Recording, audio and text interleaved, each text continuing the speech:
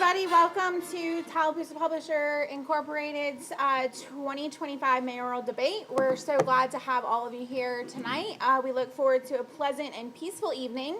We're going to start by going over the rules and regulations for tonight's event so that you guys know what you're about to see and so that the candidates get a fresh reminder of what is about to happen. So we'll kick things off with an introduction from each candidate. Each candidate will have 2 minutes to speak and introduce themselves to you guys here tonight. We will then move into our question and answer portion, which is going to feature 3 rounds. Candidates will be randomly selected at the beginning of each round to determine the order in which they receive the questions.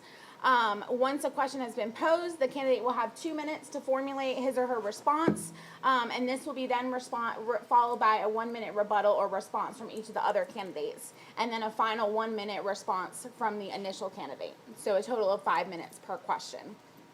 Questions have been selected by the CPI editorial board, with some questions submitted directly by the readers. Once the question and answer session is complete, candidates will then have 2 minutes to each give a closing statement, and they'll be able to tell you why you should vote for them and that kind of thing, the last thing to leave you before the election. So without further ado, we're going to go ahead and get started. We are going to start off with our introductions. We'll start with Mayor Woody Baird, followed by Ms. Buffy Colvin, and then finish up with Mike Dinsmore. Candidates, please introduce yourself by stating your name, address, a brief bio, and tell us why you are seeking to become mayor of Alexander City.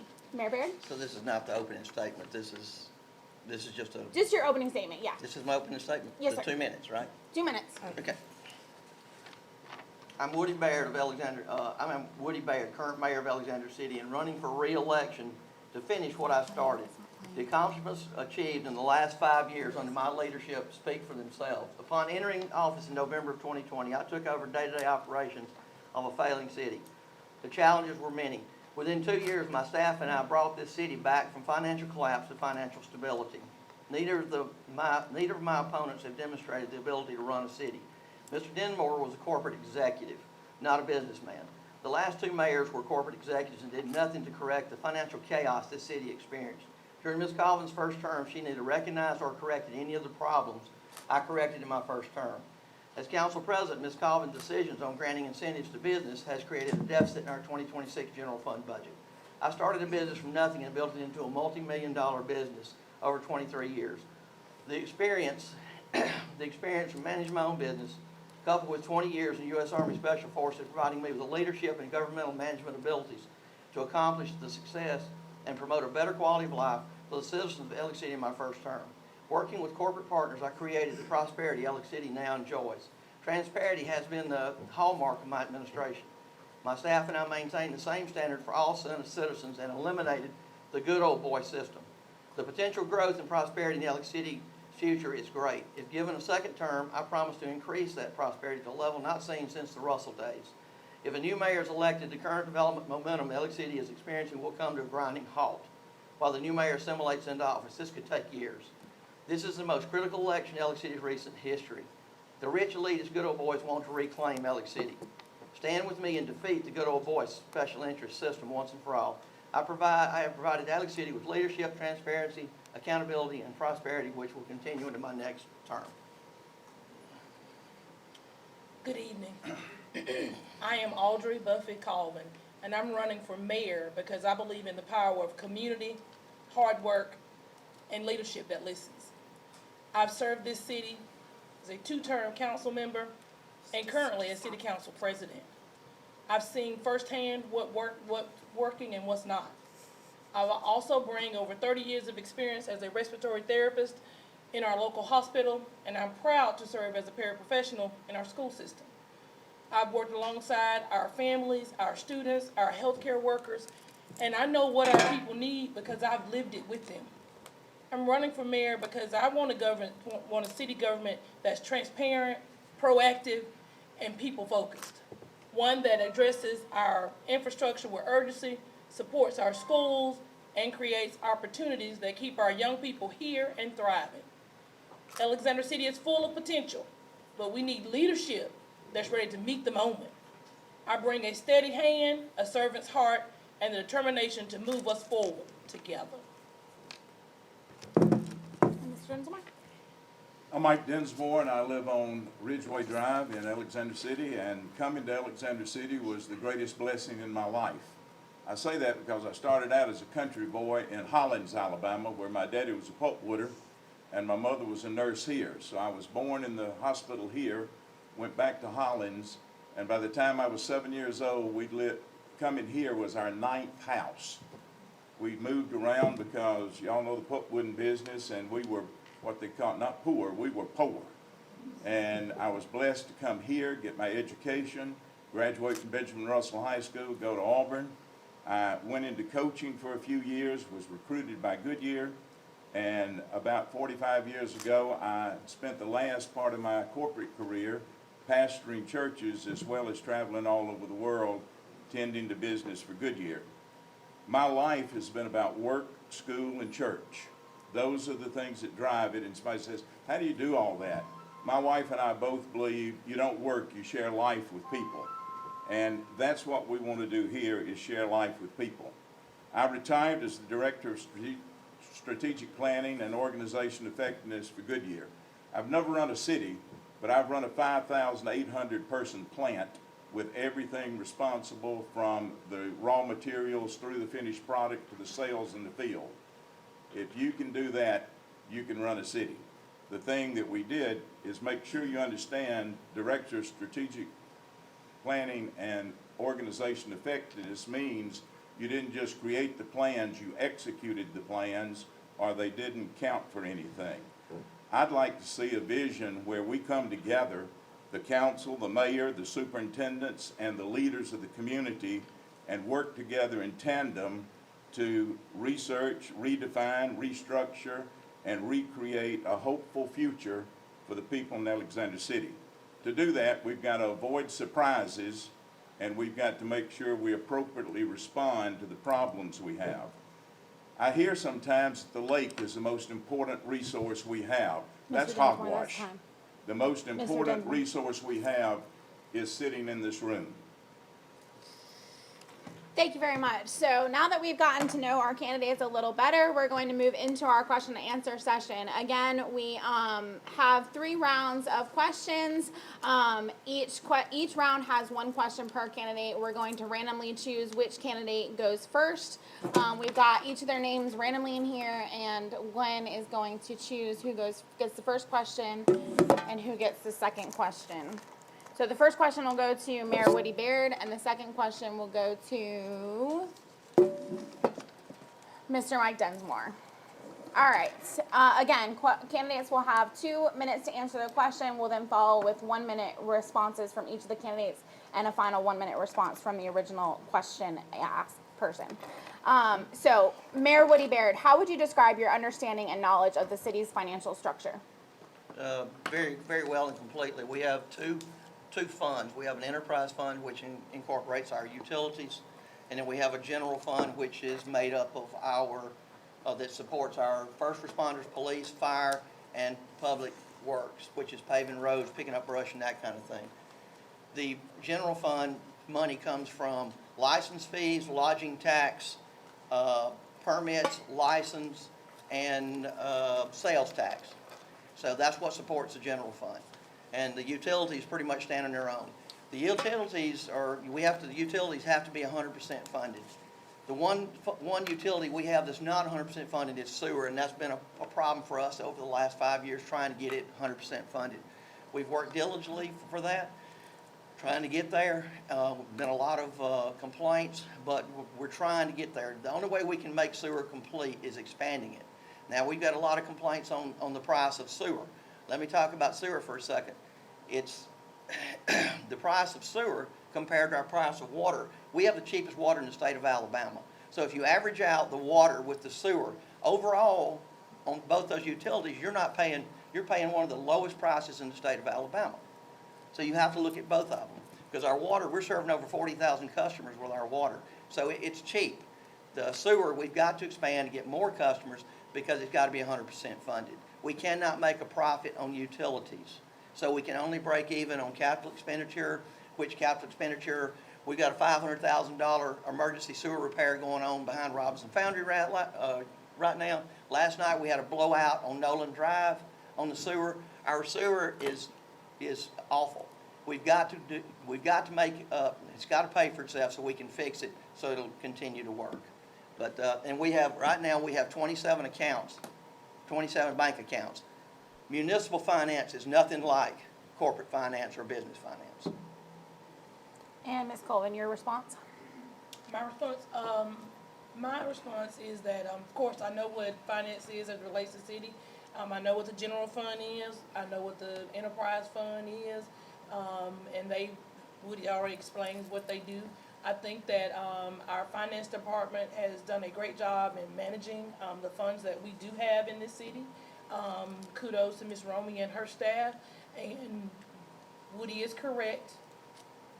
Governmental accounting is nothing like a business or anything you would ever think of. I've had 9 years of governmental accounting. I've learned more about that than I have when I was in grade school. So I think that governmental accounting is very hard to figure out, but we have somebody who was there to help us, and that is Ms. Romey Stamps, and we appreciate her and the job that her staff does.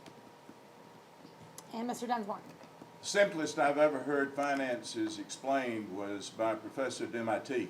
He drew a line on the board, and on top of it he put numerator, and under the bottom of it he put denominator. And he looked at us and he said, if the numerator and the divided by the denominator is ever greater than 1, you're out of business. I had a problem when I first looked at the ledgers here and the budgets here, and I kept wondering what was wrong with them. And then I realized that all these funds that you've got are actually line items in the corporate world.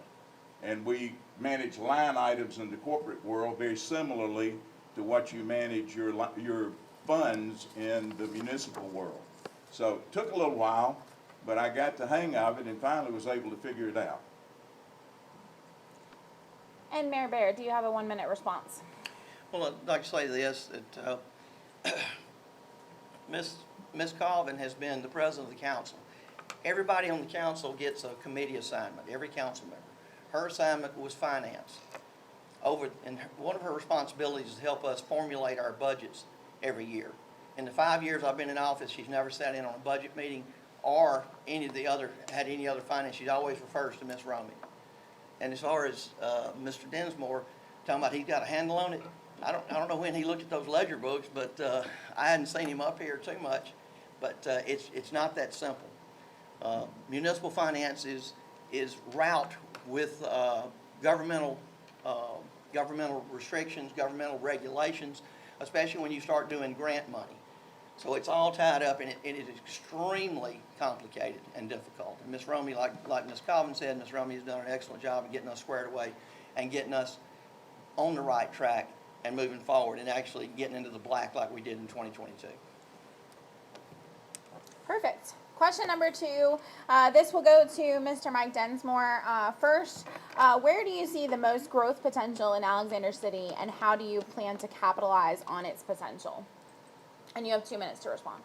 I don't think there's any question where the most growth is going to be. I share with people that I've been saying for 30 years and working for 30 years in the knowledge of Russell Lands and their development. And I made a statement with our Main Street group about 20 years ago where I said, we need to quit worrying about Russell Lands. Russell Lands is a great organization. They do great work. They have a phenomenal strategy. They're going to do what they need to do. What we need to do in Alexander City is decide what are we going to do for ourselves to pull traffic this side of Highway 280 instead of letting it all go down the other side.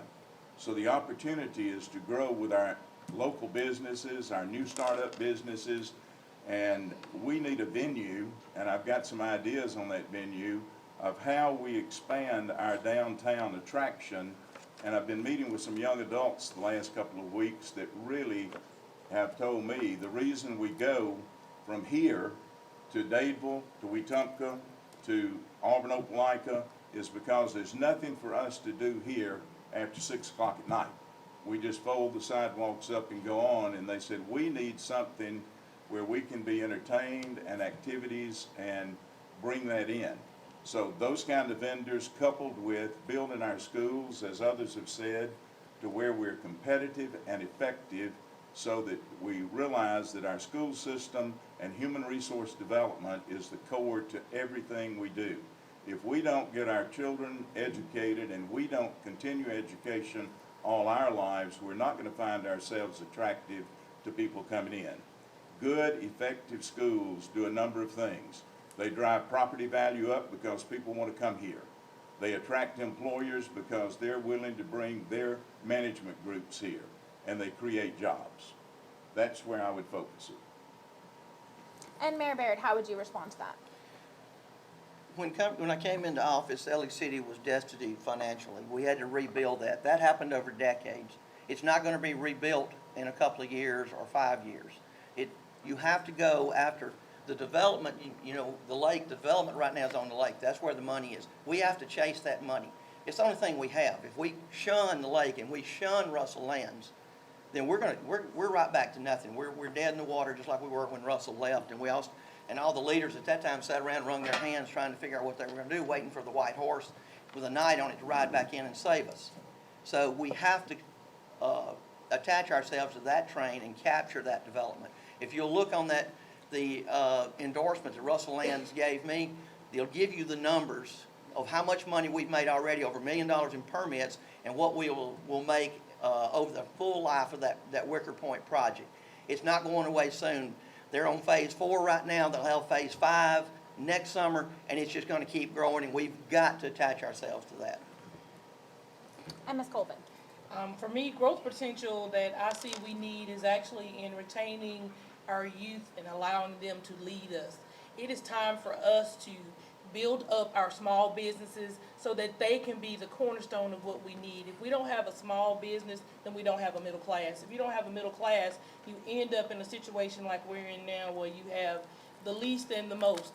And the least is not able to survive, and the most has everything. We've got to figure out a balance, and then I think that comes in building up our middle class and making us viable to continue to live and go on. I know that a lot of people shun the lake or want to shun it. We do need their money for our taxes and that type of stuff, and that's how I see the lake being a partner with us. I don't see them being a hindrance. But I also don't see something we need to focus on. We need to focus on them as a partner, but we need to continue to focus on what we have in the city, our downtown, our Main Street, the businesses that we already have. We need to make sure we're doing all we can to support those. And Mr. Dunsmore, wrap it up for us. You get a minute or what? 1 minute, yep. Okay. Yeah, I don't know where it came that I was saying shun Russell Lands. Let me restate that. Russell Lands is the best thing we got going. They're a great enterprise. They do phenomenal strategic planning. And they're going to do what they're going to do, and they're going to do it well. And they're also good corporate citizens, which means they're going to contribute their fair share back into this community, always have and always will. I don't think that's a shunning of Russell Lands, that's an endorsement of Russell Lands. But we can't just depend on Russell Lands. The question is, what are we going to do with the people who live in Alexander City right now? Perfect. All right, and our third question in round number 1 is going to go to Ms. Colvin. Please explain how you would utilize transparency in city government if elected. Transparency in city government for me is a transparency I've had for the last 9 years. Making sure that we are being transparent to our citizens digitally first, and making sure we're holding meetings to get people here to say, hey, this is what's going on. Every time we tried to, even with the sewer increase, we had meetings that we put out there for citizens to come to get information. I've spearheaded town hall meetings to get people in so that we can tell them what's going on in the city. I'm available. I always tell everybody the same thing all the time. If you have a question, call me. I never turn anybody down, no matter where I am. I have a conversation with them, and I think that leads to transparency. Being able to listen to what people have to say, being able to take a call, not shunning them or running away from them. When they come to City Hall, they should be able to come in your office, talk to you, and tell you what they see, what they have going on, and we need to figure out how to work as partners to help them take care of that. Perfect. And Mr. Dunsmore, your response. Yeah, in my former life and in my church life, I've always had a formula I followed. Communication leads to cooperation, leads to commitment. The more transparent you can be, the more truthful you can be, and the more that you can share with people to the point that they understand the problems. You can do tough things when you communicate with people and you encourage them, and you become an encouraging empowering person in their life rather than a filter. And transparency for me means you tell the truth the whole time and not part of the time. The West Point Academy has a motto that we adopted within my organization within Goodyear: we don't lie, cheat, steal, or tolerate those who do. That's the transparency that I would bring. Transparency is not an ideal in an organization, it is a necessity. And Mayor Baird. Transparency was the only promise, solid promise that I made when I was running the first time, because I knew that I could deliver on transparency. Fixing the city, I didn't know if I could deliver on. But we have had transparency. I've had an open door policy with my employees and with all the citizens. The citizens can walk in that front door, and if I'm not in a meeting, they can walk in and see me and talk to me. I have handed out cards on my phone, for my phone in my office, direct call in. And they call me directly in there and I answer that phone. If I'm not tied up on another call or something, I answer that call. And citizens call me all the time.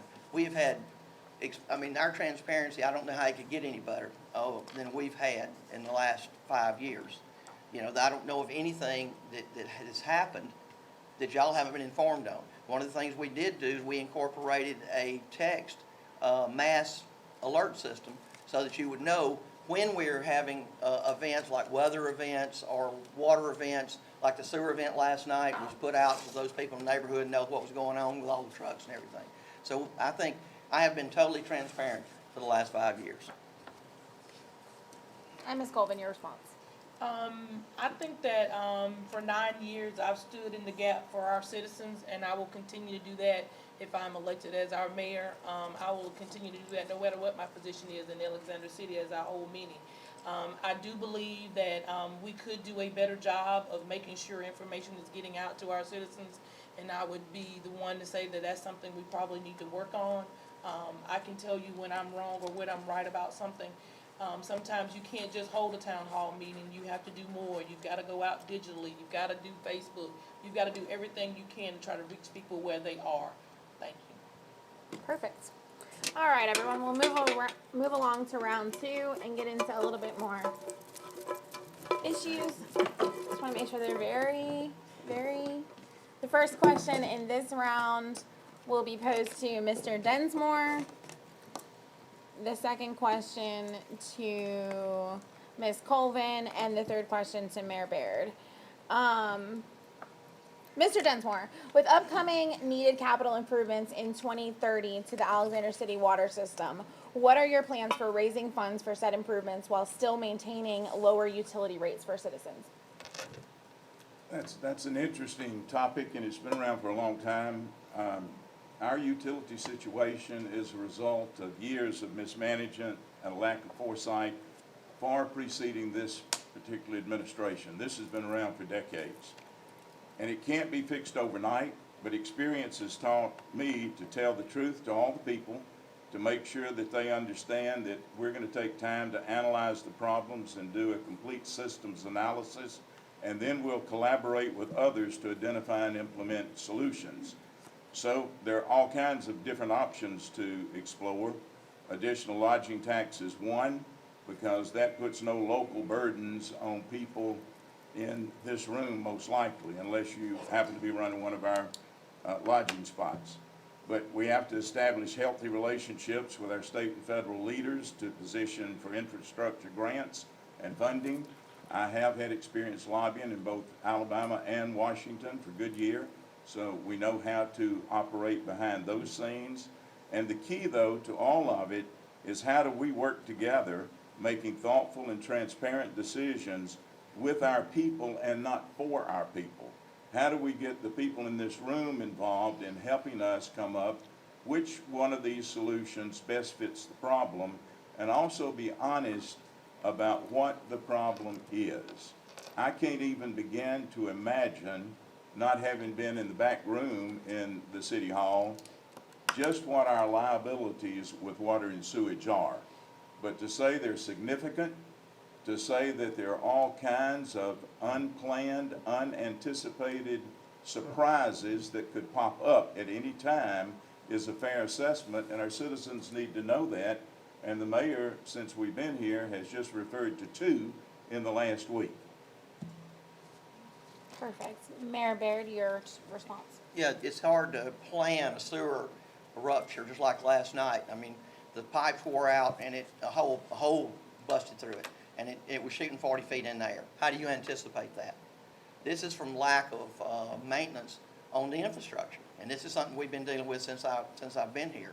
But without sewer being 100% funded, we're not going to have the revenue to affect that. That's the reason we have to expand that base to cover the overhead. You know, we have sat around there, as far as liability goes, our water is fine right now. Anybody have a problem with the water? We didn't have an algae bloom yet this year. We had a huge one last year, and we addressed it, and we did some changes at the Adams Water Treatment Plant. Anybody got complaints with the way your water tastes right now? Anybody? Yeah, nobody's complained to me in probably 5 or 6 months. So the water is fine. The sewer is where we need the improvement, and it's because of outdated, dilapidated infrastructure that we have got to replace. That's the reason we seek grants every day to try to replace that old infrastructure. And Ms. Colvin. I do believe that our sewer has issues because we have old infrastructure, and the problem does not lie, I think, in mismanagement of previous councils or mayors. I think there was, for me, sitting in this seat now, I think there was a lack of how do we address this and make it move. I don't think they actually said, okay, I'm not gonna look at this, we're not gonna take care of it. We had a whole total situation where we had a huge sewer system that was taken care of by Russell. When Russell left, we just kept using it and we did not do anything as a city to make sure we were funding that. That's why we ended up with the increase that we ended up with. I think that we do have to go back and look at what our sewer is doing and also test our water and see what our water is doing, so we know exactly where we are and what we need to do to fix those things. You cannot plan for a rupture. That happens. That's life. That's just like if you're at home and your hot water heater goes out. That happens in life, but we should be looking at ways to make sure we are being proactive and not reactive. And Mr. Dunsmore. Get a minute on this one? 1 minute, yes, sir. I would respectfully argue that the water problem is not fixed. And what we need to do is bring a professional group in and do a complete analysis of our water system. I didn't just start studying this because I started being affected by both the water and the sewage at my home in the last couple of years. I started a conversation with a group down in Auburn and talking about Lake Martin and all that kind of stuff and the rainwater and all that, and none of that is relevant. Dependable research, none of that's relevant to causing the problems. When it rains, it might wash in sediment, which makes the water muddy, which prohibits the algae bloom. It might wash in phosphorus and phosphates from the chicken farms and the other development around the side of the lake, which bothers the water. But there is no dependable research according to the lab in Auburn, and I've had several conversations in the past year with a gentleman down there who has been listed in the paper, but I watched the article, not directly quoted in the paper. And he is without a doubt the best expert in the area. Okay, thank you for that. The second question is going to go to Ms. Colvin. You guys kind of got here a little early, but how do you plan to address the issues of unclean or smelly water in Alexander City should those issues arise again? Okay. Like I said in the previous, I do believe that we need to have a water study done. I know that our water is deemed state safe because our water treatment plant has to go through certain regulations for all those EDAs, all that stuff. They take care of all that and make sure the water's safe, but it does not taste good. And I'm a person, I haven't had city water to drink in a long time because I don't drink fluoride. So I've had bottled water for a long time. But I didn't do that because I thought we had a water problem. I did that because I didn't want to ingest fluoride. I think a lot of people are now looking into that and trying to figure out how they can avoid that. So that's one of the issues, but I really believe a water study will help us figure out what's going on, what's actually happened with our water, so we'll know exactly what we need to do to combat that issue. Okay, and Mr. Dunsmore? Well, I want to make sure that everybody understands that I'm sure there are a lot of people in this room the water system and the sewage system didn't just start. I've had 4 sewage spills on my property in the last year. And I have to tell you, our city response to that has been outstanding. They've come, they've worked at it, they found a stopped up pipe, they got it fixed, and that was wonderful. But the fact that it happened is one of those unplanned things that surprises we don't need. When it comes to water, we've had brown water. My wife has tried to wash a couple of white blouses that got ruined in the washing machine with the brown water. They said, well, check yours. We flush it. Neighbors have come and said the brown water's there. The problem, as I've researched it, I've also done some due diligence on our superintendents and the city government, and I found out they're pretty competent, pretty well respected throughout the state. It's not the fact that we don't have the talent, it's the fact that we don't have the appropriate research and the appropriate study that Ms. Colvin referred to help us identify what is the problem and how we're going to get to it proactively. And Mayor Baird. You can have all the research and studies you want. The biggest problem with our brown water is the infrastructure, the pipes. I've got a piece of pipe upstairs that came out of off Hillby Street, Christmas Eve this in 2024. And if you looked at that, you would see why the water's brown. It's a 100-year-old pipe. It has rust growing in it like this. As soon as that pipe gets jarred, it turns loose and it turns the water brown. We can't stop that unless we replace all the pipes, which we're working on trying to do around town. We just replaced a big section of water lines downtown around the Cornerstone Methodist Church, and that was one of the reasons, because the pipe were 100 years old. But the water right now, our water at that plant is tested every hour on the hour, and it's deemed safe, and when it leaves that plant, it's clear. So it is the old infrastructure, and that we will have to address over the years. We got a grant to replace those water lines downtown. We've got to keep going after those grants, doing what we can till we get financially flush.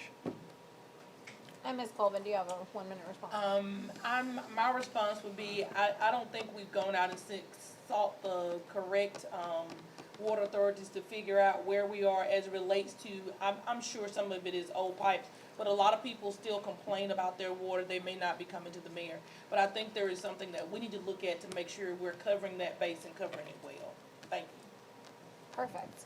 And then our final question in round 2 will be posed to Mayor Woody Baird. There are some secondary and tertiary roads that need major improvements throughout the city. What are your plans for the ACRIP funds and maintaining road safety? Paving is one of those things that we have to pave what we can with what we have. And you can talk to our city engineer anytime you want to. When I first came into office, we were using a computer program called Micropaver. And they would feed the data in, and it wasn't, I didn't feel like it was an honest way to analyze the roads and figure out which ones need to be paved. So we went out and actually looked at the roads. And we looked back to see when the last time the roads were paved. And we started paving roads. If y'all look around, we've had one year, the COVID year, we didn't pave any roads because asphalt went to $200 a ton, and we couldn't pave enough roads to even mobilize the equipment. So we waited and held that back, and then last year, in '24, we were able to pave 17 miles of road. This year it was 12 miles. And we're continually moving. We're gaining ground on paving roads. We have 185 miles of roads. If I can pave 5 miles a year, how long is it going to take us to replace all those roads? Before we get around to start repaving again, they're going to be wore out again. So we're doing the best we can with what we got. We bought some new equipment to do patches that will be professional patches. Going to cut them out and like the state does and fix them right. But as far as paving, we have to look at the biggest need, and we're looking at them, going out there, standing on the roads and looking at it. You know, Arrowhead Road, we've been 5 years I've heard that complaint. We're going to pave it this year. Commerce Street, we're going to pave it this year. There are several of those roads that have been neglected for years that we paved. We paved S Street, Booker Street, and Carver Street last year. All 3 of those roads are almost a mile apiece, but they needed it because they hadn't been touched in 20 years. But we paved those, and now they got good streets over there, plus some of the ancillary streets on the side of it, on the connectors. But we look at it, and we have to utilize and be good stewards of our resources. You know, we don't just get money dumped on us. We have to take it and we have to budget it. Ms. Rumey is our budget person. We sit down, we talk about it, and we come up with the best route for the pay with, use the money, spend the money we've got. Thank you. Ms. Colvin? We have paved roads. We did pave 17 miles last year. My goal is for us to continue to pave roads. We didn't pave in 20 because of COVID. We didn't pave in 21 because of prices. We didn't pave in 22 because of prices. We started to look at what type of money we would have if we waited on the funds that we could get, and that's how we ended up with 17 miles of roads to pave and 12 this year. We have worked diligently to make sure that, the city staff has worked diligently to make sure that they are paving the roads that need to be paved. Last year, my dear, Old Kelton Road got paved. It had not been paved in 58 years. So we continue to look at the roads now as city government to make sure we're doing what we can. We are making headway. We just need to continue that vibe and make sure we're doing what we can to get those roads paved. And Mr. Dunsmore? Well, I understand, and again, I salute the people who are doing everything they can with the resources they've got, but the fact remains that if you hit a pothole and your car gets knocked out of line, you want that pothole fixed in your neighborhood today. Who in here doesn't want the pothole fixed today? You know, so it's one of those problems where we've got to find out where the other resources are coming. I'm not real sure how all the distribution of the resources are going to come out of the development down Highway 63 that has been entered into, but there's some pretty interesting numbers that are coming in there. As the mayor responded a while ago, millions of dollars on top of millions of dollars in a variety of ways. Wonder where those are earmarked, wonder where they're restricted. But if we were trying to attract an employer now who was talking about, or if someone was trying to court you here now and you didn't live here and you came in and had the experiences on the street, would you bring your business here? We need to make it a priority. We need to come up with a plan to get it done and get it done quickly. Perfect. And Mayor Baird? We have had 22 small businesses ribbon cuttings in the last 8 weeks. We have 5 or 6 scheduled for the next 2 weeks. To me, that doesn't look like business is not coming. We are growing. We are prosperous. We're moving forward, okay? The roads, you know, we do what we can with what we have on the roads. We have small crews, and we have to be we have to be good stewards of the resources that we have, and that's what we've been doing. And we pave them as we find them. People call us, we go out there and we'll patch it. Like I said, we just bought a new patching machine that won't be a pothole filler. It's not going to be gravel and tar. It's going to be cut out in a square and put down asphalt and rolled, so it'll be a good patch and it'll last for years. So we are moving forward, but we can only do what we can with the resources we have. So we have to husband those resources and use them in the most judicious manner possible to be the most responsible stewards we can for you, the citizen. Perfect. Lastly, we will move on to our final round of questions, and we're going to pick out our names again. The first question of this round will be posed to Mayor Baird. The second question will be posed to Mr. Mike Densmore, and the third question will go to Ms. Buffy Colvin. Mayor Woody Baird, one major concern in Alexander City is a lack of affordable housing. What is your plan to address this issue and bring more middle and lower class housing options to residents?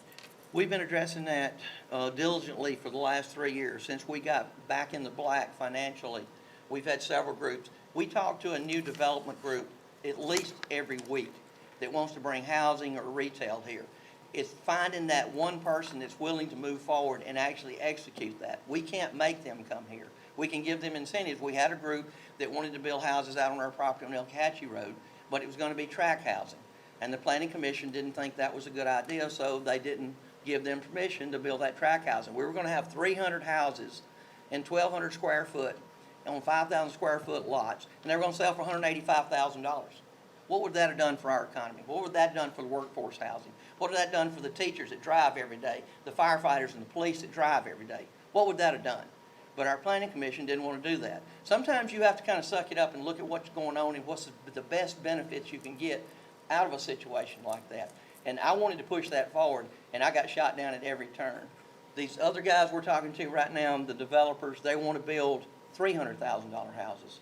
And with the interest rates coming down and the incentives that our current administration in Washington are pushing down, then potentially you could have a first-time home buyer buy a $300,000 house.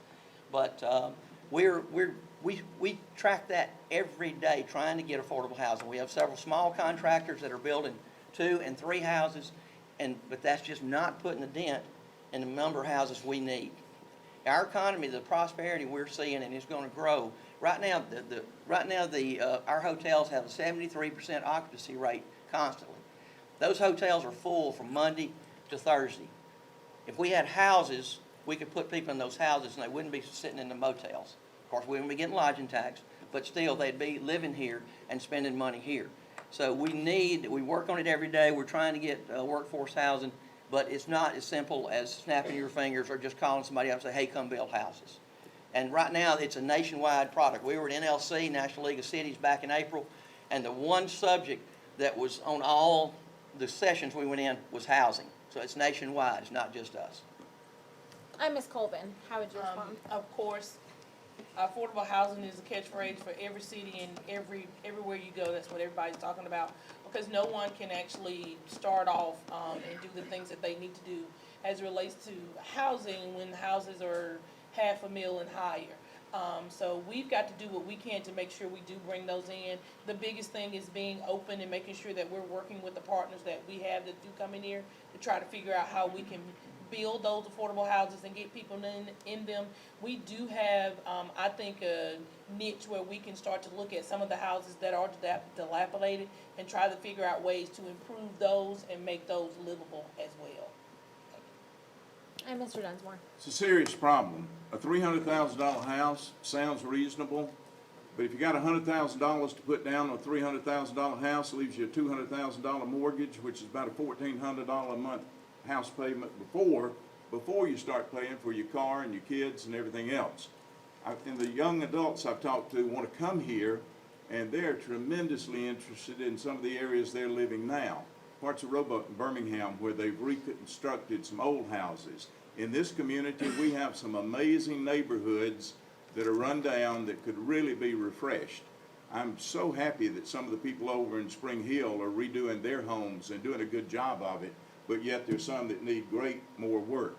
As you ride the old villages and Edwards, those old houses that were built in there, a builder who was coming in, and I've talked to a couple of them because most of them build on the lake and say I can clear $100,000 more money on the lake. Now there's a different twist to that because they say it takes me too long to get my money, and if I could come in and refurb some, I could refurb 3, get the same money as what I build 1 on the lake. And Mayor Barron. And that's the problem. Right now, most of our contractors are working on a lake where they get a 30% premium over anything up here, and trying to find those people. We are constantly searching on the dilapidated structures that we're looking at in Ellick City, especially like over in Avondale Village, trying to find contractors that are willing to refurbish those homes. But, we're working with Jeff Lynn's at Junior College. One of the programs that they're looking at is potentially training the kids coming out of high school, start them in high school, take them to the junior college, and train them to build houses, and let them apprentice with a contractor and refurb these houses. Something we're looking at, we're moving forward on it, and we hope that that's going to come to fruition. But nothing happens overnight, and we have to just keep driving for the success. You can't quit. We talk to everybody that comes to talk to us about housing. We don't turn anybody away, and we just hope that we'll finally hit that one that's going to come here and initiate and build the housing that we need for our workforce. Perfect. On to question number 2. Mr. Dunsmore, how do you plan to bring more industry and especially well-paying jobs to Alexander City? I think it begins with cleaning up our infrastructure. Again, I go back to, I don't think we realize where we are. I was standing at Randy Funeral Home not long ago with someone, and I just looked down at the telephone poles and the wires and the street and all of that, and it's in disarray. Not that it's not working, but it's in disarray. I led site search teams for Goodyear all over the country for about 10 years, and I've told people before, not that I don't love Ellick City, but a tier 1 employer who's in who's interested in their people coming here and making their lives here, my search team would not spend the night here. By the time we went through and saw some of the houses that should have been demolished a long time ago and should have been condemned a long time ago standing, we would not have come here. We always hit the education department, the city office, and took a ride through the neighborhood. 3 different cars going 3 different things with 3 different agendas. We have to get ourselves together, and that means not the city. That means all of us sitting in this room assuming the responsibility of being stewards of the resources that we personally have and being proud of it and becoming wildcats again, sticking that pride in that was one time in this city. And if we get that together along with schools that are effective and efficient and the affordable housing, the employers will be attracted by that. Without that, we're talking about retail businesses. We love retail businesses, don't we? My wife loves to shop in them almost every day. We love the retail businesses, but we need a tier 1, tier 2 employer to come in here if we want to make that wage gap and make it whole. I'm Mayor Baird. And where are those people gonna live? You know, we could have a tier 1 factory come in for 200 jobs. We don't have any housing for them. So which comes first, the chicken or the egg? We've got the sawmill up here in Kelton, 130 jobs, starting at $22.50 an hour. The graphite plant was pushed on us by the state. It was $20 an hour, and it should, you know, we don't know if it's gonna start up or not. We're still anticipating it starting up. If it starts up, it's gonna fix our sewer. But the thing is, we as a city, we don't go out and choose industry to come here. Typically, you have to have relationships with the people in Montgomery, with Commerce, ADECA, ADEM, and ALDOT if you want to get jobs. And you talk to them and they find you work together and then they bring industry here. As far as the electrical lines, until you have a good understanding of how our city's set up, maybe you shouldn't be talking about the bad lines because we have something called a territorial agreement with Alabama Power. That may not be city lines. That may be Alabama Power Company lines, which we have no control over. So, and that's one of the worst things that we have to deal with on a daily basis is territorial agreement with the power company. But we keep our stuff up, and our electric department is 100% funded. And Ms. Coleman. For me, for us to get industry to come here, we've got to be a community partner ourselves. The city has to be willing to work with whoever decides to come here. That means being willing to sit down, talk to them, listen to them, figure out ways we can partner to make it work. We have the small sawmill or 2 Rivers, and I do believe that graphite will be up and running hopefully soon. But I believe that those 2 entities will help us move in the right direction. The sawmill will have awesome wages, and I believe that our friends at Graphite will too once they get started. MIT did a study about a workable wage, and anybody can plug in your county or whatever, and it will give you what that workable wage is for your location. For Tallapoosa County, the workable wage is 19 plus an hour. We do not have jobs that are doing that in Alexander City. We've got to be a partner with people who want to come here to make sure we can bring those types of jobs here. Perfect. And Mr. Dunsmore, if you'll wrap it up. Yeah, just to wrap up, that you may be the biggest crowd I get to speak to until I preach again, but a site search team for a major employer doesn't care who owns the wire, doesn't care who's let their house run down, doesn't care who's responsible for the school system, doesn't care who the mayor is, doesn't care what your structure is. Those kind of people, and I led those teams, don't care about the aesthetics. They care about, is this a ship-shape, top-rate place that is taking care of their people and their retirees are living the life of luxury, and it's clean and it's crisp and it's effective. They don't care about the rest of it because they anticipate the quality of their employees is reflected by the presentation of the community. Perfect. Moving on to our final question of our Q&A session. This will be directed to Ms. Colvin. With an increase in violent crime around Alexander City, what do you propose are some solutions or ways to combat such an issue?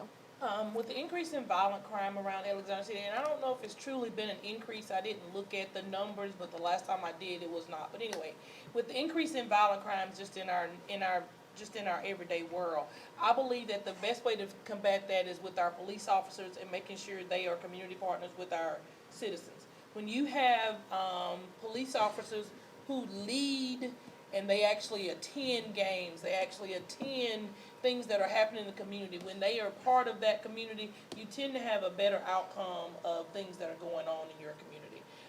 I've seen our officers interact with our kids, and what they do for our kids, it allows them to see how, the police is not somebody you should fear. They're somebody that you should look up to, and they're somebody who wants to be a partner with you. So I believe our police department does a great job. Of course, we need to increase their wages so we can keep them. A lot of our first responders end up going to other cities where they make more money. And that's one of the things we need to look at as a city, and I know we do have a wage study coming up, but we need to make sure that police and fire are being taken care of, because those two entities really take care of us in our everyday lives. So I think building a rapport and a good relationship with our police department is the best way to combat crime, because if you know Officer Graham is gonna come to your house, you're kinda not gonna mess up, because you know he's gonna come for you. So I think building a relationship with our police department is the best way to combat crime. And Mr. Dunsmore, how would you respond? Busy kids don't get in trouble. So I keep coming back to the thing that I've heard our high school students, our young adults talk about is we need places we can go that are open and safe for us to be active. And we've got a good Parks and Rec works now, got a good Parks and Rec superintendent, but we need to expand upon that and build upon that and reclaim some of the parks and some of the communities where people can't get across town to the sportsplex every day, but might have to play a game of baseball at the old 6th Street Park in, the old Avondale Village or somewhere like that. Busy kids don't get in trouble. Our police officers are taxed today by parents not supporting the behavior of the children, and the children not having anything to do that's constructive for them and fun for them. These problems aren't just the cities to do, but part of my whole thrust is I gotta have you. If you're not willing to work on the problems, city can't fix them. And Mayor Baird.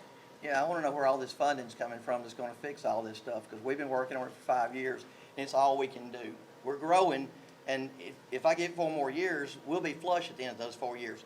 But where violence stops, it's not the police department's responsibility to do that. It's the parents' responsibility. It's having those kids in church. It's raising those kids right and showing them the right morals, values, and ethics, so that they're not out there on the street looking for violence and creating problems and creating crimes and doing those kinds of things. That's what it takes. It takes parents getting involved in their kids' lives and not being latchkey kids. That's what's going to fix the violence problem. It'll take years, but it'll fix it. Look at my generation. I grew up because we didn't have all this crime or anything. Didn't lock the doors. So, it's up to the family unit. You've got to reestablish that family unit. And Ms. Colvin, if you'll wrap it up for us. We're living in a different time than when the mayor was raised, and let me tell you, you can be raised by the stoutest Christian in the world, and I promise you, when it becomes your choice to make a decision, you're going to make your decision. It may not be the one your mom or your dad wants you to make, but it's going to be your decision. We've all done things that we're not supposed to do, and that's what life is. You have a choice to make. You can have any kind of parent you want. Children still, I'm a prime example of that. I can go and do whatever I want to do, but I choose to do good. But other people may choose to do bad. We still need our police force to be a community partner with us and make sure we're working to handle that. And we also need our citizens to step up.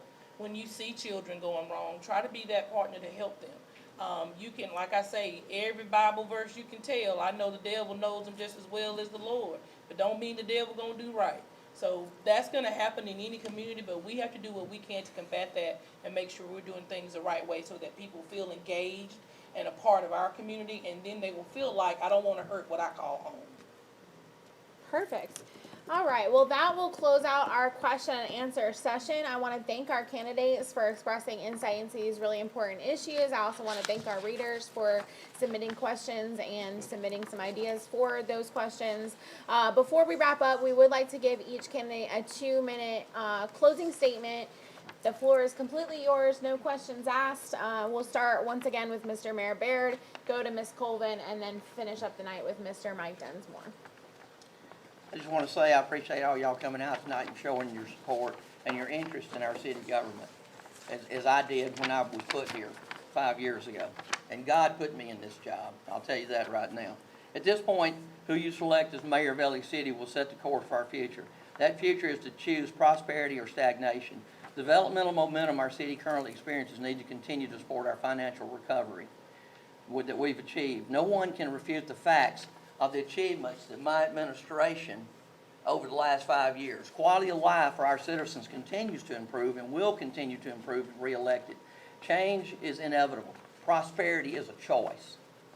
Choose to re-elect me as mayor, and I promise to make LA City's future much more prosperous. The leadership provided in my first term is evident in the current projects in our city. Why change from a winning team to an unknown entity?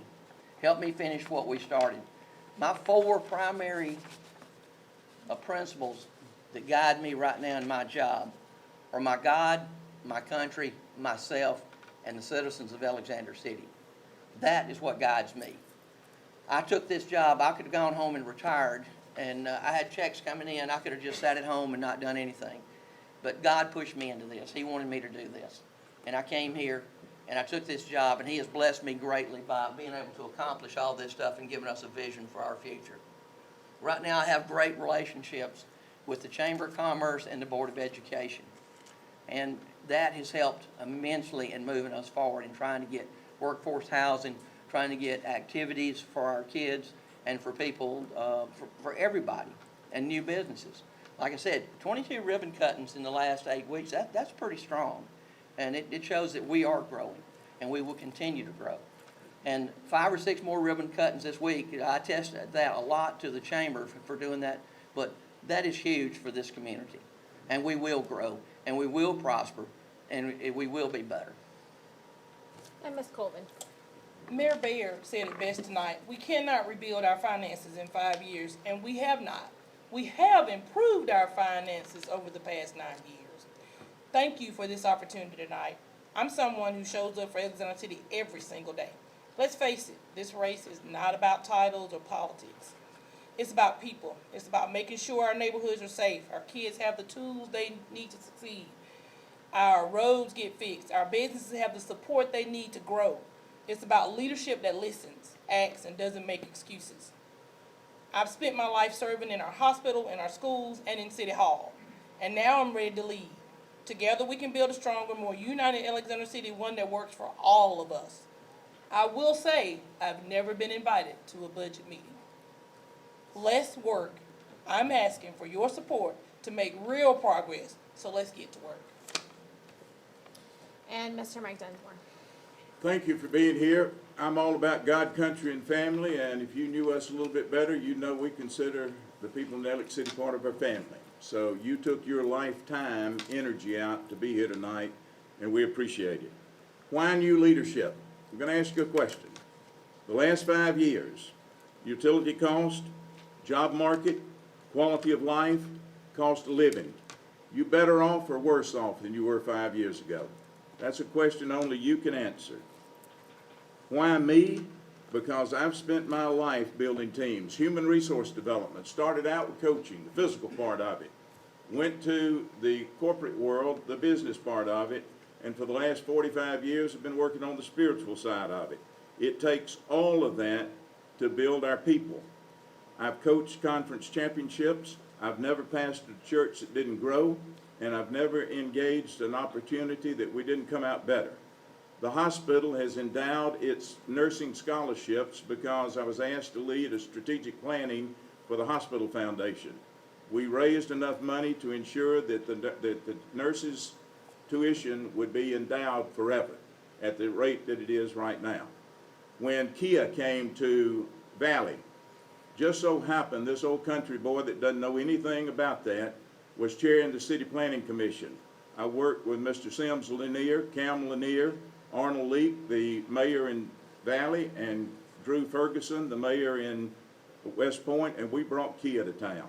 When it comes to the EDA plan, the Publix, the Chick-fil-A, the Wharf, the new school and everything, I work behind the scene putting that plan together. And when one person claims all the credit for that plan, that's not fair. The EDA, the Chamber of Commerce, the City Council, other people, commissioners, Main Street, we're all involved in making that happen, and that's what it's going to take to get forward to the future. We've had a huge sucking sound going out of this town for the last 5 years. We want to stop it. 3.5% of our school population is left, and 5% of our population. We need to change. All right. Well, on that note, I would like to thank you all for coming to Tallahassee Publishers Mayoral Debate. I would like to thank our candidates for keeping everything peaceful and calm, and really awesome to see that, and for all the audience as well. Please don't forget to register to vote. Registration closes August 11th for this municipal election, which is scheduled for August 26th.